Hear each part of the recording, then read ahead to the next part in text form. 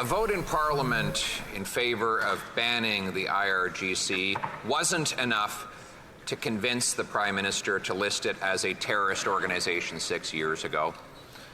The organization killing 55 Canadians in an unprovoked attack on a passenger aircraft wasn't enough to make him do it. Even its role in the October 7th attack and its subsequent role in inciting hatred on our streets was not enough. It took a by-election for the Prime Minister to change his mind. Why is the Prime Minister always putting his political security above national security? So I just wanted to emphasize on this video in terms of the IRGC is basically the Iranian Revolutionary Guard. So what Parliament is trying to do is that they wanted to recognize this entity as a terrorist organization, and yeah, this has basically been going on for years now, and this is what Pierre is trying to emphasize, that why hasn't Parliament recognized the IRGC as a terrorist organization?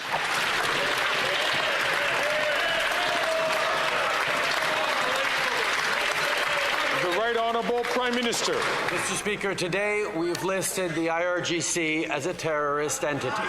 This sends a strong message that Canada will use all tools at our disposal to hold the Iranian regime to account. There can be no impunity for Iran's disregard of human rights and its support of terrorism. This is yet another of the extremely strong measures we've taken against the Iranian regime, some of the strongest measures in the world. The Honourable Leader of the Opposition. The Prime Minister was also forced to release data from his own government showing that there would be a $30 billion a year hit to our economy as a result of his job-killing carbon tax, data that he had up until then been hiding. He's been going around claiming that Canadians are better off because they pay this tax. Did the calculations that went into his 8 out of 10 talking points include this $30 billion a year cost to the Canadian economy and to Canadian families? The Right Honourable Prime Minister. Mr. Speaker, the Parliamentary Budget Officer has confirmed that 8 out of 10 Canadians in jurisdictions that have the federal carbon price in them get more money back from the Canada carbon rebate than they pay with this price on pollution. That is fact. Now, the Conservative leader has been using erroneous figures that the Parliamentary Budget Officer has said he made a mistake on to continue to attack our plan on fighting climate change and putting more money back in people's pockets. 8 out of 10 Canadians are better off, Mr. Speaker. So if you're living in Canada, and if you haven't noticed, is that the prices are all going up. And one of the co-founding things in regards to that is due to the carbon taxes that we have currently going on.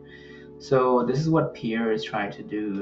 Trying to say is that, when you tax farmers, logistics companies, all that money, it goes back to the customer, right? The customer pays more in order to compensate for these businesses in terms of the extra cost.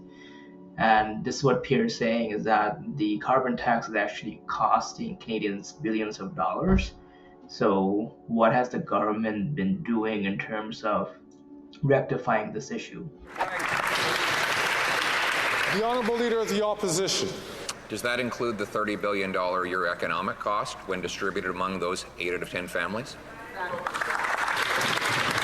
The Right Honourable Prime Minister. Mr. Speaker, once again, the Conservatives are basing their attacks on climate action and affordability on erroneous calculations that the Parliamentary Budget Officer has admitted that he made. The fact that the Parliamentary Budget Officer also calculated without making any mistakes that 8 out of 10 Canadians are better off with the Canada carbon rebate and the price on pollution means that we are not only fighting climate change and bringing down emissions, we're also putting more money back in the pockets of Canadians who need support right now, money that the Conservative Party wants to take away. Well, we all have to give credit to our Prime Minister. He believes in what he's saying and he stands by his word.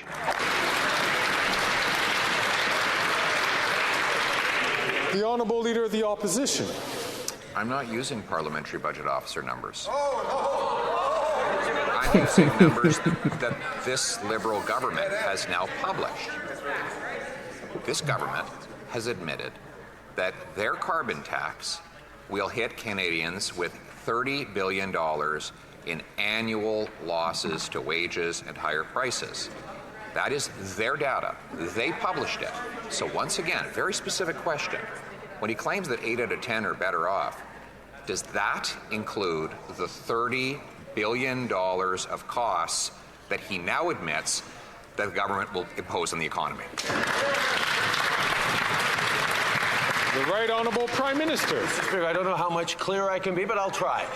Based on everything this government knows, all the studies we've made, all the studies that the Parliamentary Budget Officer has made, we can affirm very clearly, and it's backed up by independent economists, that 8 out of 10 families in jurisdictions across the country where the federal price on pollution applies do better off with more money in their pockets than the price on pollution costs them with the Canada carbon rebate. It's putting more money in the pockets of Canadians, and the Conservatives are wrong on this.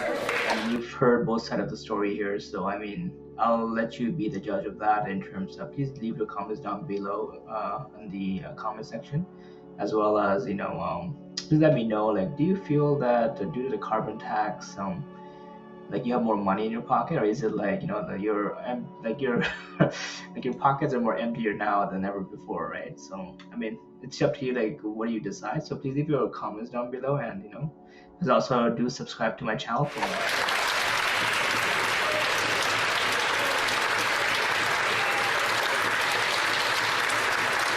The Honourable Leader of the Opposition. He can't say yes, because he knows that when you take the $30 billion a year and divide it by the 17 million Canadian families, then you come up with almost $2,000 per Canadian family based on numbers published by his own government.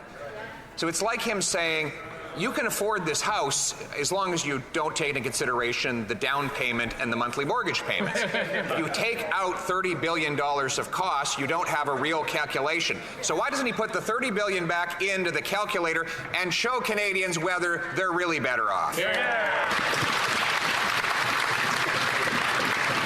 The Right Honourable Prime Minister. It's actually quite stunning to see the leader lay it out so clearly that all of his math depends on one factor that he believes, which is climate change isn't real, according to the leader of the opposition.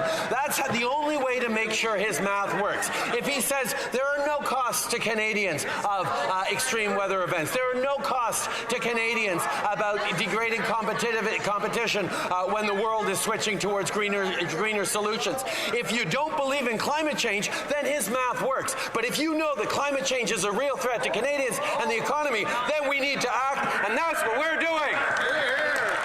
So folks, climate change is a really big threat right now in Canada. I mean, there were like a few days ago there were floods in Montreal.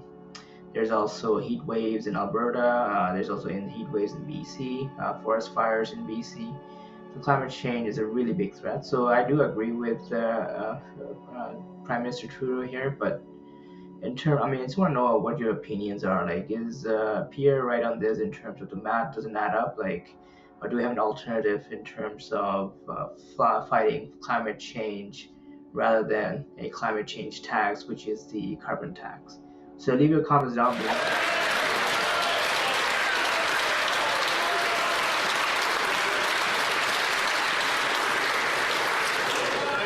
The Honourable Leader of the Opposition. No, all you have to accept is the fact that his carbon tax will not reduce by 1 penny the cost of climate change to Canadians. It will not eliminate one flood, one drought, one storm, one anything.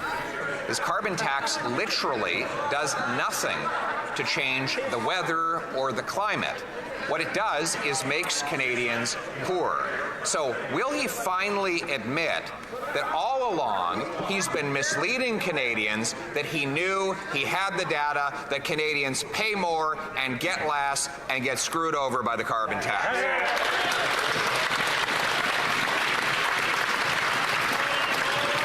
Encourage all members to try to find ways that for polite words in the House of Commons. The Honourable Leader, the Right Honourable Prime Minister. Once again, Mr. Speaker, the only way the Conservative leader's math makes sense is when he believes that climate change has no cost for Canadians. Canadians right across this country are seeing the impact of climate events, the impact of the need to innovate and create greener, cleaner jobs for the future as we deliver our resources to the world. The fact that he doesn't believe in climate change means that he doesn't believe that climate action that puts more money in people's pockets is worth it. Well, that's exactly where we disagree, and we're going to continue to help Canadians get through this. So folks, you've heard both sides of the story here for greenhouse gases. So in my opinion, I would say that both sides are actually right, and as well as they're also wrong. Now, why are they right? So one of the things is that, for example, Pierre stated that the carbon tax literally does nothing, which is wrong, because carbon tax, what it does is it changes people's behavior. So suppose, let's say I have a SUV, right? And I'm spending, let's say, $200-300 in terms of traveling back and forth between work. Now, in order to save some money, I would want to, switch to maybe like electric vehicle or a smaller vehicle, and that is what the carbon tax does. It increases that cost of using traditional gas-based vehicles in order to, so you can switch to a more of a electric vehicle, so it's much more greener. Now, Pierre is also right about what he's saying in terms of the carbon tax doesn't directly do anything in terms of reducing droughts, reducing floods, and whatnot. Now, the issue here is that, in my opinion, is that the North American lifestyle is highly car dependent. In order to let's say to go to a grocery store, I have to drive at least 20 minutes to do my groceries, right? Now, last year, we went to Amsterdam. Now, Amsterdam has a very good transportation system within the city itself. So they can literally go anywhere with its own metro system. You could also bike there because the weather is much more better. Now, that doesn't actually work here in Canada. Like Canada, it's more of a colder climate, and the infrastructure, everything's far away. You have to drive at least 15 to maybe half an hour to go to a grocery store in order to do some shopping, right? So our infrastructure is highly based on driving to places. And let's say if I wanted to, let's say, reduce greenhouse gas, and if I wanted to switch to maybe a bike or maybe use the bus, it's not there. The infrastructure doesn't support the policies, right? And that is what Pierre is saying. It literally does nothing. It's like saying I can't look left, I can't look right. What do I do? So that's my concern here, is that the government is dictating, okay, look left, you can't look left, you can't look right. It's like they're basically tying your hands and saying, go swim. So what do we do? Our pockets are getting burned here, and literally the carbon tax isn't we're so highly car dependent that we can't really transition into more of a greener vehicle. If I wanted to buy, let's say, a Tesla, I have to spend at least another 50 grand just to do it, right? And that's a huge expense. So would you spend that money on a Tesla? Maybe, if you need a car, but I already have a vehicle. So what do I do? I'm stuck with that extra expense on the carbon tax, right? So that's what Pierre is saying. Literally does nothing. So folks, you've seen both sides of the story here, so let me know what your thoughts are in the comment section below. And as always, please do like and subscribe this video for more. Thank you. Take care. Bye.